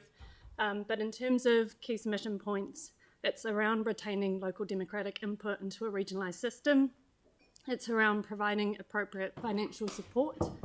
We're concerned around the lack of simplification, which was again one of the objectives of the reform. And we've also asked for greater clarification around transitional arrangements. So that's very brief in terms of summating an 800-page document, but I guess we'd just open up if there's any questions on the submissions. Pauline? No, thank you. It's a very, very good submission. I'm just actually concerned about the third piece of this work, the Climate Adaptation Act. And it seems to me that, particularly in light of what things are happening now, that perhaps should have been done first. Obviously, it hasn't been done first. Could we state quite clearly that, what in your view would be the chances of us suggesting that they pause this work and complete the Climate Adaptation Act and then bring them all together? What's your view on that? Is that more sensible? Yes, it would be. Yes, we have made a point that they need to have considered also the national planning framework, which is to follow on, and will provide more clarity of how they're going to prioritise competing outcomes. It seems somewhat disjointed, and we've made that point in the submission, but we'll seek to reinforce it to recognise that the Climate Adaptation Bill should also be alongside the other two bills to enable a full comprehensive overview of what is proposed, Yes. because the Natural and Built Environment Bill provides a framework for preparing plans and recognises that climate change needs to be considered, but without the Climate Adaptation Bill, you haven't got the full picture. So I think if we could perhaps make that very strong, and even at the beginning would be quite good. And then I just had another question too. It's around I just read an article over the Christmas period, and it was just questioning the term freshwater ecological integrity, and it's a phrase just left for the minister of the time to define. And isn't that a very weak link in there? I mean, so what could we do about that? Request that work be done on a definition of that? Yeah, we can look to put that into the submission around other matters as well. We haven't addressed it in the current submission, but we can. So you could put it in? Yeah. Oh, that's great. Thank you. Okay, any other questions, Tyler? Hi. I talked to a few of my colleagues about this bill around the country, and one of the things that they noted was that the bill had a very limited emphasis on the built-in part of the bill. Where do you guys stand on that? That's a view that's coming through. We're also involved in the Canterbury Mayoral Forum submission, and that's a point that's been raised in the Canterbury Mayoral Forum submission around the lack of reference to built. It's not a submission point that we specifically make in our submission. We've kept our submissions at a very high level in terms of focusing on key themes, but it's a point that's raised throughout the Canterbury Mayoral Forum submission. So just to add to that, Councillor, I think that's something that we should be adding into our submission because it is a strategic issue. Clearly the environment is important, but it is the built and natural environment, so it is a significant omission. Yeah. And we, particularly if CMF are putting it in, it adds weight if this council also does so. That's great, thank you. Good question, thank you. No. I note that this submission is very high level. I mean, there's so much in this proposed new legislation. What does the pathway look like for further input? Because some of the matters raised here are actually quite particular. and there's a whole lot of detail that will need to be looked at further in the future. So I'm just curious to know what that next step is, because at this moment we just need to be cognizant that this is a high-level submission about some of the strategic issues and the high issues that we're concerned about in the framework of it. We've raised that in the submission itself, particularly around the development of the NPF, or the National Planning Framework. We've requested strongly that we're involved in that process, and that we've made clear as well. We agree completely. There's a lot of detail to still go through, particularly in the NPF, that we'd like to be involved in. But in terms of further going forward. Just to add to that, there is an appendix to the submission on the Natural and Built Environment Bill, which has detailed points that are by clause, particularly around the consenting, and which we're making in order for it to be workable. Notwithstanding that, there's a broader issue that we've raised, that there is an objective about this being more efficient and effective, and there's in effect the provisions, whilst we have commented on the detail, there's a broader issue that they need to go back and look at in drafting, which could result in further changes, no doubt. But the process from here would be that the submissions are heard by the Select Committee, and it remains to be seen the timeline beyond that. But we understand that the government is proposing this is passed before the election. Thank you very much. Would anyone like to move? Yanni, question? Mark, you're moving it, eh? Yeah, just two things really. One is there any reference to the requirement for developers to give greater degrees of environmental or social compensation around things like affordable housing? What we saw with QV, the presentation the other day was effectively developers are driving up the housing prices, by paying a lot for bare land. But then we don't have an ability as a council to fund, affordable housing through the profits that's been generated from rezoning. So is there any discussion in here around things like inclusionary zoning, or how we can get a better outcome for environmental? So the question of whether we can introduce inclusionary zoning into our district, into the new plans prepared under the legislation, proposed legislation, has been considered. We looked at that closely and established that the new proposed legislation would enable us to require transitional zoning as a tool to require affordable housing as a proportion of development. So that's something we've looked at specifically. Do you want to comment on the... Sorry, just to be clear. So we effectively, when this spatial plan's done, there could be a policy that says something like, if the land gets rezoned, 25% of the value of that development or land has to go back into affordable social housing. The bills themselves are not specific around the percentage, but there's the ability to introduce such provisions to a plan that's developed at a regional level. Do you think it would be better for government to actually make provisions for that, so that we don't end up being the ones that have to fight individually like Queenstown, which seem to take a lot of time and end up in a lot of legal battles? It's a valid point that we could make. I just wonder whether we want central government to dictate what that percentage should be or what the requirement should be, and whether it should be left to the environment. So in areas of lower income, you may have a greater requirement, and being tailored to specific geographic areas as opposed to one. Thank you, Mark. One approach to the whole it's a point country. worth considering in our submission at a high level. We've had it in our UDS for nearly 20 years.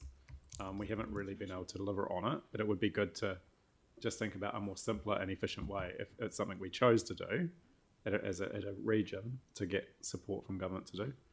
So, Councillor Johansson, I think the issue of the principle is absolutely right, and I think the submission could reflect that. The issue of the percentage should be a matter that should be determined locally for local circumstances. We regularly hear members talk about one size does not fit all in New Zealand, and I think that applies specifically quite easily to this matter. Yeah. You may wish to have higher, lower, whatever it may be. So I think the reflection of the importance of enabling that, and it may also be something that could fit into the national planning guidance as well. That would be good. And just the other point that I've raised in the past, and sorry, I've read through, but I may have just missed it. But in the past, we've sort of advocated for a community planning centres to be established to enable the community to participate in district planning, and there's still a huge barrier for local communities because of the high cost involved with expert advice participating in the process, where those who don't have access to that often end up in a significant disadvantage. And I think in one of the earlier exposure drafts, there was kind of reference to getting more people involved, but there's nothing really tangible that's been suggested. So yeah, we've also raised a submission point, particularly around the development of regional spatial strategies, that there needs to be greater, the clause around public participation needs to be strengthened. It only says to encourage at the moment, so that's again a submission point around requiring or strengthening that provision around public participation, because as we read it at the moment, it's weak. We've also made the point that effectively the reform signals regionalisation of plan making, and by going to a Canterbury-wide level and having a plan, there's a risk of local voice being lost and people not having the ability to influence, or perceiving that they've lost the opportunity because the discussion's at a Canterbury-wide level. And alongside that, we've also made the point that the transition, but subsequent implementation, does need financial support, not just for council, but also for the community to be able to participate in that system. So that point's certainly been captured, but we can review it and make sure that's emphasised. Yeah, I think strengthening would be useful. Okay, Melanie? About those regional planning committees, have the neighbouring councils submitted on that, and have they said similar to what we have about proportional representation on them, or not? So we met last week in terms of planning managers, and the point around mandatory population proportionality, that view is not, our view of the CCC position is not supported at a region level. That was what we anticipated going into that conversation, but our submission point around that we are looking to retain. That recognises the significance of managing effects on the population. We've got the largest population by proportion, and so it reflects the good. Do you know if other councils, like larger councils, have submitted something similar to us? I'm just wondering if we're the only council saying it, if there's others who say the same. We have received the Hamilton City Council submission, and they do comment around the population as well. I'd need to go back to clarify specifically what their point is. The legislation at the moment does have particular regard to population. Our submission is obviously strengthening that to wanting mandatory, so that's where the difference is. Thank you. Tyler? Sorry, round two. In regards to the bill itself, where do we as a council stack up with our policies at the moment as they stand with the bill that aligns with it, such as our tree canopy cover? How does that look? And is there any internal work that we need to do further to be able to match up to that? So in terms of tree canopy and the approach being taken through Plan Change 14, the bills provide the national framework and then would be implemented by way of plans at a regional level. So the bills aren't specific around requirements per se. They set up a framework that the councils can then interpret. What the bills do have, though, is system outcomes, those things that are most important that warrant protection, like landscapes, indigenous vegetation, sites of cultural significance, but also other priorities like enabling housing supply. We'll just go back and look at what, if any, from memory, there's no recognition in the system outcomes of tree protection or tree canopy. Okay. And so that may be a point we wish to make. What I would add is we're in dialogue with MFE as recently as this morning about what consideration is being given by the government to recognition and protection and enhancement of tree canopy cover, and they're exploring different methods with us. They're testing those ideas with us and with Auckland on the basis of the issues being more pronounced here. Thank you, Mark. I think we've had enough questions. I'd like to wrap it up. We've got Marcus moving it and Pauline seconding it. Is there any debate? Yanni? Thank you. Yeah, I'd just like to commend staff on an excellent submission on a very detailed and complicated piece of legislation. And I think that really goes to the heart of the disappointment in what's been proposed by the government, is that something that was supposed to simplify and make it easier is actually going to make it harder and more expensive, and also alienate local voices from being involved in planning. So I think staff have done an excellent job at capturing most of the concerns that that I would have around the legislation, including the timing and the sequencing with other legislation that government's considering. So I just wanted to acknowledge the huge work that staff have done on this, because it is quite a complicated series of bills that are going through in short timeframes, and I really appreciate the work that staff have done to bring the issues to our attention. Yanni, is there any disagreement with what's been suggested to staff about what we've talked about just while we're in debate? I think everyone's happy. Did you have a question? Right, so what I'll do is I'll put the motion. Oh, okay. But yeah, I think it's really important. Thank you, Yanni. That was really well put, and I'm sure that we all here agree that you've done an amazing job with a very complex piece of work. Really, really good job. And I'll be happy to be part of the signing it off with Phil and Mel. Just if there's any little bits and pieces to sign off, but particularly that Climate Adaptation Act is really important. I think we need to be strong on that. Mm-hmm. So, yeah, thanks again. Thank you. So I'll put the motion. All those in favour? Aye. Those against? Carried. Thank you very much. Brilliant. Well done. So now we've got item 13, which is the sale of alcohol amendment bill, and someone will be probably wanting to move that. Mark's moving it. That's great. And Sarah's seconding it. So have we got any questions of staff? Andre, please. Thank you, Mr. Mayor. My feeling on this one is everyone's pretty much on the same page, and communities needing a voice to be able to object to proliferations of liquor stores and so on.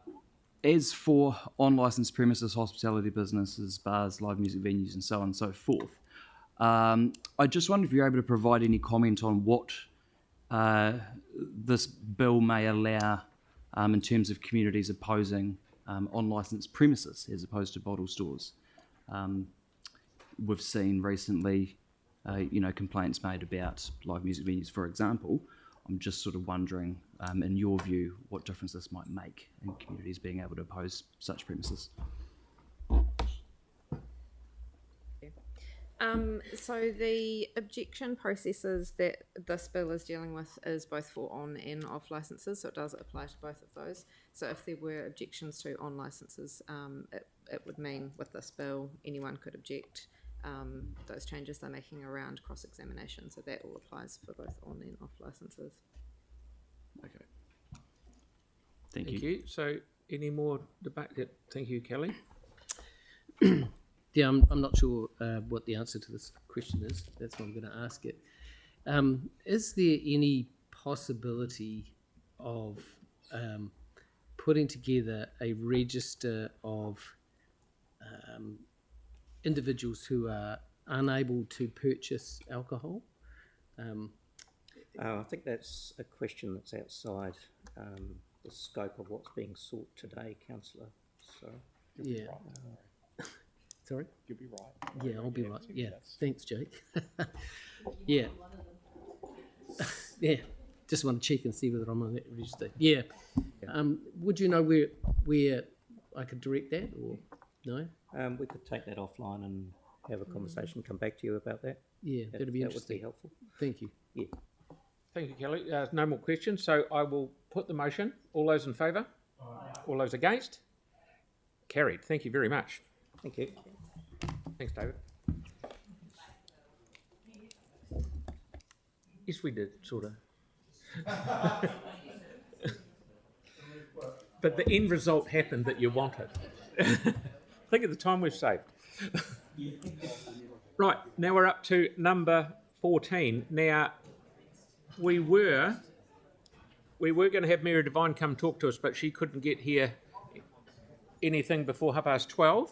So, have we got a mover for this and a seconder for this? Mark will move it. Tyrone will second it. Thank you. So do we? I might as well just put it. We got into debate, but Sarah might like. There's no debate. No, I don't think there is. Well, there wouldn't be. So I'll put the motion for number 14. All those in favour? Against? Carried. Thank you very much.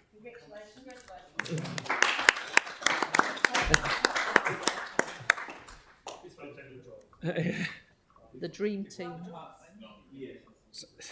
So we now have that. Well, we have the karakia at the end. Could you scroll that up, please? Thank you very much. Okay, let's all. There it is. There it is. Good. Right.